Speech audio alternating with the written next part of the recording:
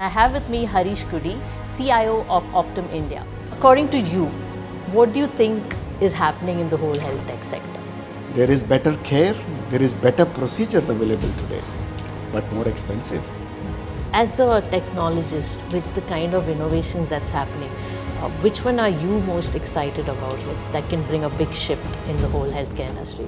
I think there are three things that are really exciting me and are going to make a difference to affordability, access, and outcome. Number one, So Harish, there's a lot of discussion on value-based care. Can you first tell us what that is and what is the shift from episodic care to value-based care? it's a big shift that is happening in the industry, like we talked earlier. If you look at healthcare costs as a percentage of GDP in the country, I think it's rapidly rising. Now the question is, how do we manage that better with better outcomes? Tell me, how do you think AI is transforming healthcare industry? If there is a job that AI should do and will do, healthcare is probably the most consequential job that AI will do.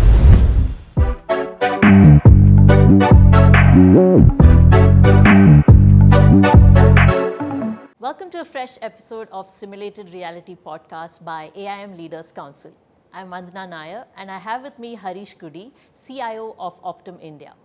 Thank you, Harish, for taking the time to speak to us. Vandana, it's a pleasure to be here with you. So Harish, let's begin with, I want to understand the whole market. Now with the healthcare industry rapidly changing, you have a lot of market dynamics which is changing, customer perceptions which are changing. So according to you, what do you think is happening in the whole health tech sector?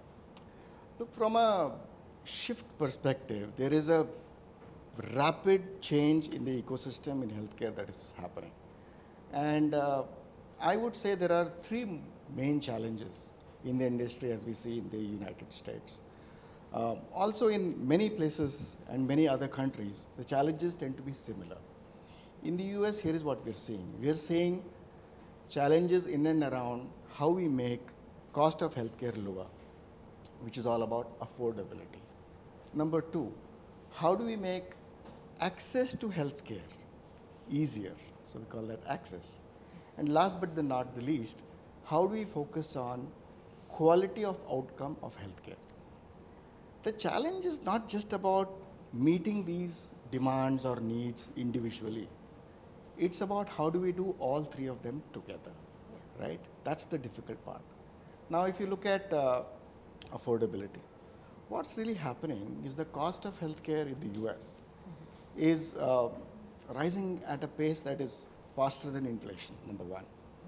Number two, there are better, more modern medicines available today, but more expensive. There is better care, there is better procedures available today, but also more expensive. If we do not manage the situation well, the cost of healthcare is going to shoot up beyond being affordable to all the people who actually need the care. So that is challenge number one. Let's talk about accessibility. No matter which part of the world you go, US included, access to care in the most remote part of the country or locations, when needed, continues to be the big challenge, and how do we solve for that, right? That's a big one. Last but not the least, how do we shift from care being about sporadic treatment when an event or an episode happens versus ensuring that we take care of health in such a way that the outcome, the overall outcome is better and it's not just about episodic intervention. Like I said, it's about getting all these three together and solving for them together. In the middle of all these, two more things to remember. One, lots of administrative, procedural process overheads in the system. How do we reduce administrative burden? So if I'm burdened with administrative overheads, my focus on you as a consumer, as a patient goes down, right? And I think this is what has to come together in an overarching theme where it continues to be human-centric and human making the decisions. That's the name of the game. All right, that sounds interesting. And as a technologist, with the kind of innovations that's happening, which one are you most excited about, like that can bring a big shift in the whole healthcare industry? Vandana, as a technologist, I'm excited about everything. But if I were to look at healthcare in particular, I think there are three things that are really exciting me and are going to make a difference to affordability, access, and outcome. Number one, I think there is a sea shift happening in the mind frame and mindset of this person not being a patient but a consumer. What that means is when you start thinking of your patient, your provider also, and put them in the center of the universe as a consumer, and you implement technology, surround with innovation, surround with care, and surround with outcome, it changes the game. So I'm very, very excited about consumer experience centric solutions, right? Whether it is find and price care, whether it is appointment scheduling, whether it is providing the right level and verified information about conditions, looking up nutrition, looking up diet, and all of these become very, very important from a consumer experience perspective. Number two, I think along with consumer as a center, there is a shift towards focus on wellness, right? With all the information that is available today, with focus on nutrition, diet, well-being, exercise. Let's talk technology, IoT, devices that can tell you how your health is progressing. Bringing all that together to be able to predict a need before it arises really, really excites me, right? Now, last but not the least, a lot of these are built on a foundation of a digital platform. So what excites me is the journey of building a core digital platform that enables data interoperability with consent, of course, to be able to create those innovations that we are talking about at the edges. Innovation happens at the edges of data, at the edges of system, and that's why interoperability is very big. These three things, I think, are going to make the change happen in the industry. So Harish, there's a lot of discussion on value-based care. Yeah. Can you first tell us what that is and what is the shift from episodic care to value-based care? Okay. So let me say this in like simple terms. Sure. What is value-based care about? It is about shifting from volume to value, number one. It is shifting from fee-for-service model, right, to a quality of outcome-based model. Right? Let me explain this from the patient consumer perspective. Let me give you an insight from a caregiver provider perspective and also from the insurance provider payer perspective. Right? From a patient consumer perspective, what value-based care does is that it focuses on your outcome, your well-being, and able to put together all the information that you need to be able to create better affordability and better accessibility and better outcome for you as a consumer, as a patient. From a care provider perspective, physician, provider, nurse, it makes sure that it puts together the data and makes it easily available, reduces administrative overhead, and ensures that resources, staff, amenities, hospital beds, everything that is available is optimized and used in such a way that care can be better and more people can be taken care of in a more timely manner. Yeah. More importantly, the shift from what you said, from just treating that situation or condition that happened, to be able to prompt about keeping the patient well or healthier, and what are those things that we can do, right? It gives and empowers the physician nurses with that ammunition and information to be able to make the right decision. From a payer perspective, it's all about that dollar, every dollar. How far can I take that dollar and make every dollar count in terms of access to care and in terms of affordability? When you solve these three things, what happens is the entire healthcare system, which is VBC, moves from an episode-based treatment paradigm to a wellness-based, prevention-based paradigm, which changes overall quality and outcome of health. And this shift is what is happening now, right? That the focus is more on that. It's a big shift that is happening in the industry, like we talked earlier. If you look at healthcare costs as a percentage of GDP in the country, I think it's rapidly rising. Now the question is, how do we manage that better with better outcomes? So Harish, let's talk about the most important thing, AI.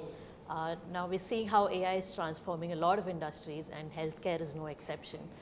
From say diagnostic accuracy, streamlining administrative process, and a lot of things. So can you throw some light on how this is happening in healthcare, and also, if possible, where are the AI use cases that are there in United Health Group and Optum? Look, AI is making access to data, analytics, predictive modeling, everything more seamless. NLP is creating wonders, right? Because of all this, we are able to bring together vast amounts of data and be able to analyze them, like whether it is EHR data, wellness data, wearable data, social determinants of health. How do we bring it all together to be able to do like a predictive kind of modeling in scenarios? I think that's what AI is doing to the industry. From a use cases perspective, there is more than 100 use cases that we have at Optum. But more importantly, what we have first is a well-defined and clear structure on use of data, which is responsible use of data, and responsible use of AI. In healthcare, everything has to be explainable, right? So AI doesn't make the decision for you. It gives you enough information so that the care provider, human in the middle, right, can make the decision. I think that's very important. Now let's look at use cases, right? Yeah. If you look at the customer centricity, right? From a customer's perspective, many use cases that help you find care, price care, make appointments, automate follow-ups, and all kinds of use cases that are available from a consumer perspective. From a provider perspective, we're able to bring together all the data that I talked about, which is EHR, social determinants of health, and put it all together to be able to give a care plan, which is a best practice. So this AI can learn from best practices, create a best practice plan, and make that available, a predictive plan available to the care provider, who are able to make well-informed decisions. So that's on the care side. There is also a lot of work happening on the administrative side, removing administrative steps, procedural steps using AI. There is a lot of communication that goes out, right? Communications, AI is able to automate. Many times they are in dozens and dozens of languages, right? So there's a bunch of clinical help use cases and a large bunch of administrative, operational efficiency use cases that are available in AI that we are working on. Also, public health trends, right? AI can predict, monitor public health trends. It can be watchful and predict outbreaks that are happening. It can predict and give us signals on vaccines that will be required. Yeah. That helps optimize the entire system, right? The vaccine is not just about it being there when you go. It's about the manufacturing process, the shipping process, and everything that goes behind the scenes to get that vaccine there on time. Yeah. So the earlier you can predict these kind of things, the better you can service the consumer. And AI is helping with all of that today. So Harish, coming to the end of this, I have a question for the future. So now technologists, to adapt to the evolving healthcare ecosystem that's happening, what kind of skills and qualities do you think they should be having to kind of match the scale of evolution that's happening? So, Vandana, if they're technologists, they're already great at technology. The one thing that they now need to bring to the table in this healthcare ecosystem is to bring people, process, technology together with, like I said, consumer in the center. When you bring all of this together, that is when magic can happen, by bringing the power of AI, bringing the power of digital, and bringing the power of zero distance. What do I mean by that? I mean, don't sit in some cubicle somewhere and think of some new healthcare app that is going to make a difference. It's not going to happen like that. You have to be able to bring all these elements together, which means you have to be zero distance from the consumer. Develop your solution zero distance from the consumer. Yeah. Zero distance from the care provider. Zero distance from the advocate who is also helping the consumers. If you develop your AI, your digital interventions, your platform with this in mind, following all the clear structures, methods, and guidelines that the organization provides for you, I think you can make a hell of a difference. I think we are at the cusp of making magic to be able to make the healthcare system work better for everyone. All right, great. Yeah, so thank you so much, Harish. This is truly insightful. Thank you for your time. Thank you, Vandana. It was a pleasure, and hope to see you sometime again soon.